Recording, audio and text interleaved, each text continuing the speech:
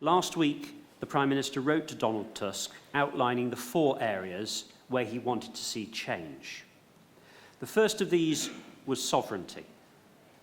He specifically wants to remove the United Kingdom from the commitment to ever closer political union.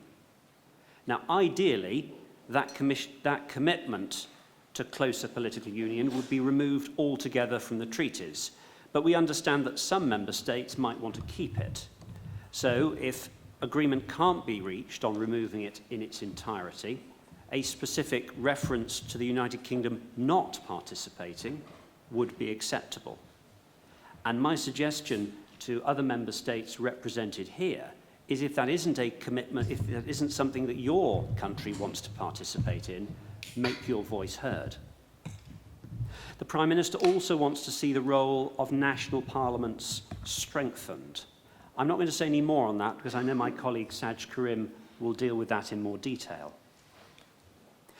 The second topic is the relationship between the Eurozone and the non-Eurozone.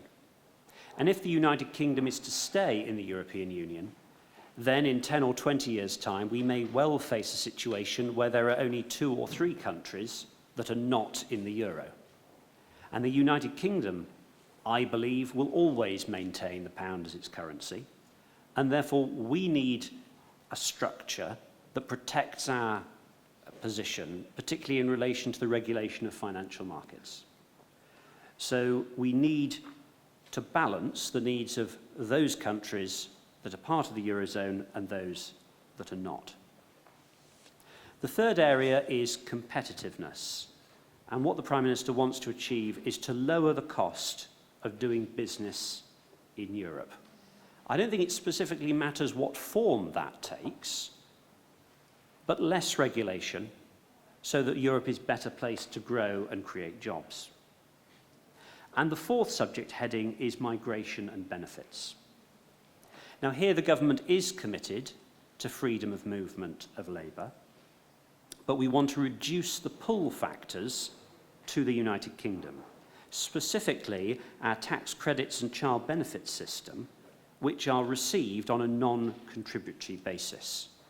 And what the Prime Minister wants to establish is that non-British citizens that come to the United Kingdom would be required to pay into our national insurance system for 4 years before they become eligible. That is an outline of what the Prime Minister has put in his letter to Donald Tusk.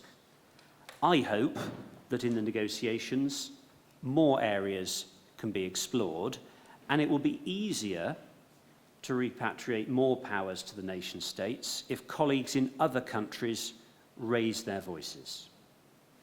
What I would say is this: we're committed to holding a referendum by the end of 2017.